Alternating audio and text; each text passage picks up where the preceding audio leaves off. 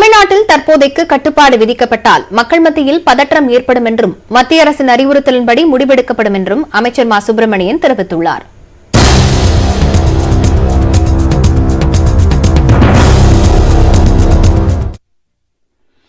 வெளிநாடுகளில் இருந்து திரும்பும் பயணிகளுக்கு சென்னை விமான நிலையத்தில் கொரோனா பரிசோதனை செய்யப்பட்டு வரும் நிலையில் துபாயிலிருந்து திரும்பிய இருவருக்கு நோய் தொற்று உறுதி செய்யப்பட்டுள்ளது. புதுக்கோட்டை மாவட்டம் ஆலங்குடியை சேர்ந்த இந்த இருவரின் சளி மாதிரிகளும் சென்னை தேனாம்பேட்டையில் உள்ள மரபணு பகுப்பாய்வு மையத்திற்கு அனுப்பி வைக்கப்பட்டுள்ளன.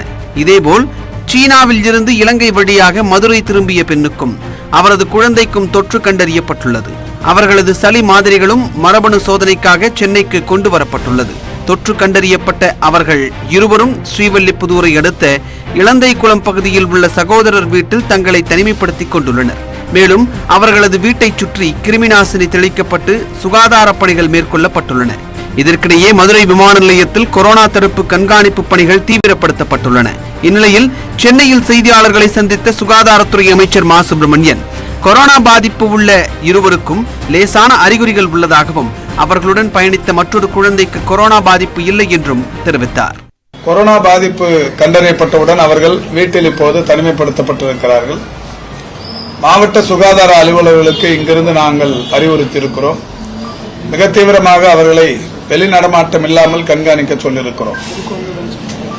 அந்த இருவரும் பாதிப்புக்குள்ளான இருவரும் இன்றைக்கு வீட்டில் தனிமைப்படுத்தப்பட்டு ஒரு சுகாதார ஆய்வாளர் ஒருவர் அதற்கெனவே அங்கே நியமிக்கப்பட்டு கண்காணித்துக் கொண்டிருக்கிறார்.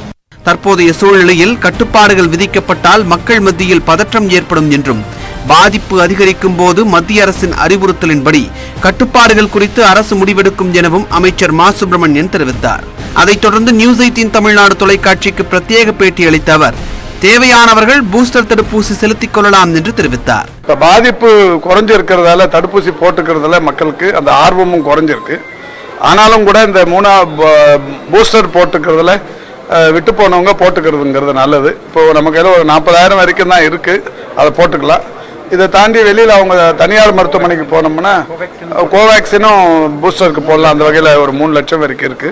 ஆர்வம் இருப்பவர்கள் வந்து செலுத்திக் கொள்ள வேண்டும். இந்நிலையில் பல்வேறு நோய்கள் இருப்பவர்களுக்கும் 60 வயதிற்கு மேற்பட்டோருக்கும் பூஸ்டர் டோஸ் அவசியம் என்று மருத்துவர்கள் தெரிவித்துள்ளனர். இந்த தடுப்பூசியுமே ஒரு சில நாட்களுக்கு தான் வேலை செய்யும். அது அந்த ஊசிய சம்பந்தப்பட்ட விஷயம், பிளஸ் அதோட டெக்னாலஜி சம்பந்தப்பட்ட விஷயம். இப்போ mRNA வேக்சின் எடுத்திருந்தாலுமே ஒரு 6 மாசமும் 1 வருஷமோ தான் வேலை செய்யும். அதுக்கு மேல பூஸ்டர் தேவைதான்.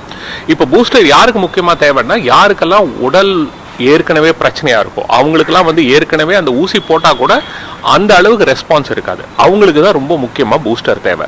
இதனிடையே அரையாண்டு விடுமுறைக்கு பிறகு பள்ளிகள் திறக்கப்படும் போது மாணவர்கள் முகக்கவசம் அணிய வேண்டுமா என்பது குறித்து சுகாதாரத்துறையிடம் கருத்து கேட்க பள்ளிக்கல்வித்துறை முடிவு செய்துள்ளதாக தகவல்கள் வெளியாகியுள்ளன. அதன் அடிப்படையில் மாணவர்களுக்கு முகக்கவசம் கட்டாயமா என்பது குறித்து அறிவிப்பு வெளியாகும். கொரோனா தடுப்பு நடவடிக்கைகள் தொடர்பாக மத்திய சுகாதாரத்துறை அமைச்சர் மன்சுக் மாண்டவியா அதிகாரிகளுடன் நாளை ஆலோசனை நடத்துகிறார்.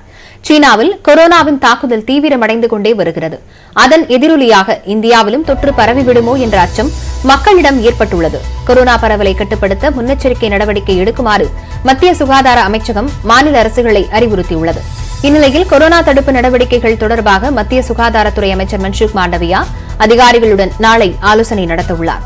டெல்லி விமான நிலையத்திற்கு நேரடியாக சென்று அவர் ஆய்வு மேற்கொள்ளவிருப்பதாகவும் தகவல் வெளியாகியுள்ளது.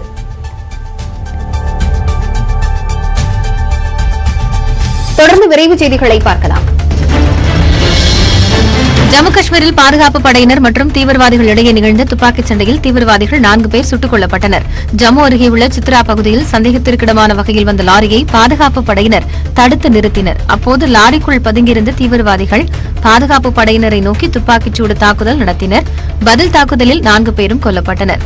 தீவிரவாதிகள் வசமிருந்த 10 துப்பாக்கிகள் மற்றும் பயங்கர வெடிப்பொருட்கள் பறிமுதல் செய்யப்பட்டுள்ளதாக பாதுகாப்பு படை அதிகாரிகள் தெரிவித்துள்ளனர்.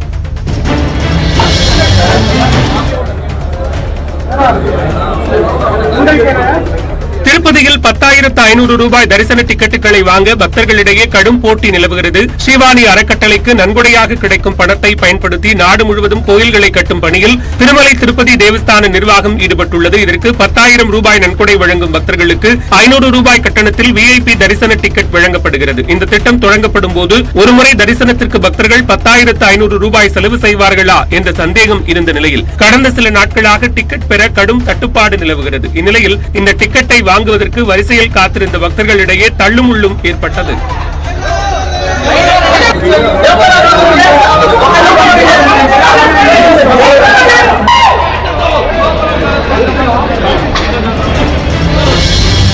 தென்கிழக்கு அரபிக்கடல் மற்றும் அதனை ஒட்டிய பகுதிகளில் நிலவும் வளிமண்டல கீழடுக்கு சுழற்சியால் தமிழகத்தில் மழைக்கு வாய்ப்புள்ளதாக சென்னை வானிலை ஆய்வு மையம் தெரிவித்துள்ளது. தமிழகம், புதுச்சேரி, காரைக்கால் பகுதிகளில் ஓரிரு இடங்களில் வரும் 30ஆம் தேதி வரை லேசானது முதல் மிதமான மழை பெய்யக்கூடும். சென்னையில் அடுத்த 48 மணி நேரத்திற்கு ஓரிரு இடங்களில் லேசான மழை பெய்யக்கூடும். கடந்த 24 மணி நேரத்தில் அதிகபட்சமாக நெல்லை மாவட்டம் பாபநாசத்தில் 12 சென்டிமீட்டர் மழை பதிவாகியுள்ளது. மீனவர்களுக்கான எச்சரிக்கை எதுவும் விடுக்கப்படவில்லை. சென்னையில் ஆபரண தங்கத்தின் விலை சவரனுக்கு 152 ரூபாய் உயர்ந்து 40,840 ரூபாய்க்கு விற்பனையாகிறது. தங்கம் மற்றும் வெள்ளி விலை கடந்த சில நாட்களாக ஏற்ற இறக்கத்துடன் இருந்து வரும் நிலையில் இன்று தங்கம் மற்றும் வெள்ளி விலை மீண்டும் உயர்ந்துள்ளது. சென்னையில் 1 கிராம் விலை 19 ரூபாய் உயர்ந்து 5,105 ரூபாய்க்கு விற்பனையாகிறது. ஒரு சவரன் தங்கம் விலை 152 ரூபாய் உயர்ந்து 40,840 ரூபாயாக நிர்ணயிக்கப்பட்டுள்ளது. இதேபோன்று வெள்ளி விலை கிராம் ஒன்றுக்கு 40 காசுகள் உயர்ந்து 74 ரூபாய் 60 காசுகள் எனவும் 1 கிலோ விலை 74,600 ரூபாய் என்றும் விற்பனையாகி வருகிறது. புத்தாண்டு தினத்தன்று தேமுதிக தலைவர் விஜயகாந்த் தொண்டர்களை சந்திக்க உள்ளதாக தெரிவிக்கப்பட்டுள்ளது. ஒவ்வொரு ஆண்டும் புத்தாண்டு தினத்தில் கட்சி தொண்டர்களையும் பொதுமக்களையும் விஜயகாந்த் நேரில் சந்திப்பது வழக்கம். அந்த வகையில் வரும் 1ஆம் தேதி சென்னை கோயம்பேட்டில் உள்ள தேமுதிக அலுவலகத்தில் காலை 11 மணி முதல் 12 மணி வரை தொண்டர்களை விஜயகாந்த் சந்திக்கிறார். கள்ளக்குறிச்சி மாவட்டம் திருக்கோவிலூரை அடுத்த மணலூர்பேட்டையில் அரசு பேருந்தில் மாணவர்கள் ஆபத்தான முறையில் பயணம் செய்யும் காட்சிகள் வெளியாகியுள்ளன. மணலூர்பேட்டை அரசு ஆண்கள் மேல்நிலைப் பள்ளியில் படிக்கும் மாணவர்கள் படிகளில் நின்று சாகசம் செய்தபடியும் ஜன்னலில் தொங்கிக் கொண்டும் ஆபத்தான முறையில் பேருந்தில் பயணிக்கும் அதிர்ச்சி காட்சிகள் வெளியாகியுள்ளன.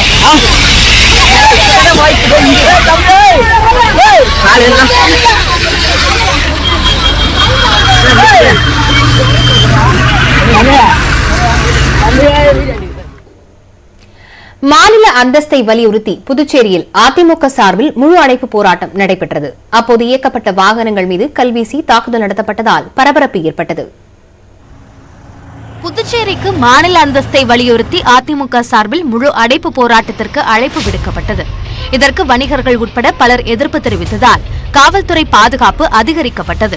புதன்கிழமை காலை போராட்டம் தொடங்கியதும் அரசு மற்றும் தனியார் பேருந்துகள் குறைந்த அளவில் இயக்கப்பட்டதால் பொதுமக்கள் அவதிக்கு ஆளாகினர். தமிழகத்திலிருந்து புதுச்சேரிக்கு இயக்கப்படும் பேருந்துகள் மாநில எல்லையிலேயே நிறுத்தப்பட்டதால் மாநில எல்லையிலிருந்து பயணிகள் நடந்தே புதுச்சேரிக்குள் சென்றனர்.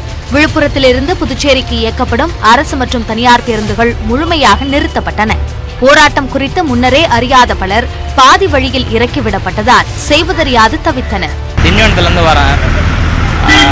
டெய்லி இந்த ரூட்ல தான் போவேன். திடீர்னு நீ பஸ்ஸை நிறுத்திட்டாங்க, என்னன்னு தெரியல. பந்துன்னு சொல்றாங்க, என்னன்னு தெரியாது. நீங்க எப்படி போறீங்க? பஸ் எப்படி போகணும் தெரியலையே, எப்படி போறதுன்னு தெரியல. போலீசாரின் பாதுகாப்புடன் அரசு பேருந்துகள் மட்டும் இயக்கப்பட்டன. புதுச்சேரியின் பிரதான வர்த்தக வீதிகளான நேரு, காந்தி வீதிகளில் அனைத்து கடைகளும் அடைக்கப்பட்டு வெறிச்சோடி காணப்பட்டன. ரங்கப்பிள்ளை வீதி மற்றும் செஞ்சி சாலை சந்திப்பில் இயங்கிய உணவகம் கல்வீசி தாக்கப்பட்டது. புசி வீதியில் அரசு மருத்துவமனைக்கு சொந்தமான டெம்போ மீது கல்வீசி தாக்குதல் நடத்தப்பட்டது. இதேபோன்று முதலியார்பேட்டை காவல் நிலையம் எதிரே தமிழக அரசு பேருந்து மீது கல்வீசி தாக்குதல் நடத்தப்பட்டது. மரப்பாலம் அருகே தனியார் பேருந்து உட்பட மேலும் 3 டெம்போக்கள், 2 ஆட்டோக்கள் மீதும் தாக்குதல் நடத்தப்பட்டது. அதே நேரத்தில் புதுச்சேரியில் பாலகம், தேநீர் கடைகள், பெட்ரோல் பங்குகள் வழக்கம் போல திறக்கப்பட்டு செயல்பட்டன. போராட்டத்தையொட்டி முன்னெச்சரிக்கை நடவடிக்கையாக மாநில அதிமுக செயலாளர் அன்பழகன், முன்னாள் MLA பாஸ்கர் உள்ளிட்டோரை போலீசார் கைது செய்தனர். அப்போது நியூஸ் 18 தொலைக்காட்சிக்கு பேட்டியளித்த அதிமுக செயலாளர் அன்பழகன், புதுச்சேரிக்கு மாநில அந்தஸ்து பெற்றுத் தருவதில் திமுகவிற்கு அக்கறை இல்லை என்று குற்றம் சாட்டினார். அப்போ எதிர்க்கிறாங்கன்னா இவங்களுக்கு புதுச்சேரி மாநிலத்துக்கு மாநில அந்தஸ்து மீது திமுகவுக்கு உண்மையான அக்கறை இல்லை. கடந்த 18 ஆண்டு காலமாக மத்தியிலும் மாநிலத்திலும் பிஜேபியுடனும் காங்கிரஸுடனும் கூட்டணியில் இருந்த திராவிட முன்னேற்ற கழகம் புதுச்சேரி மாநிலத்துக்கு இன்று வரை மாநில அந்தஸ்தை பெற்றுத்தரவில்லை. முக்கிய சந்திப்புகளில் காவல்துறையினர் குவிக்கப்பட்டிருந்ததால் பொதுமக்களுக்கு ஒருவித அச்சம் ஏற்பட்டதாகவும் அன்றாடம் வேலைக்கு செல்லும் பொதுமக்களின் வாழ்க்கை பெரிதும் பாதிக்கப்பட்டதாகவும் அவர்கள் வேதனை தெரிவித்தனர்.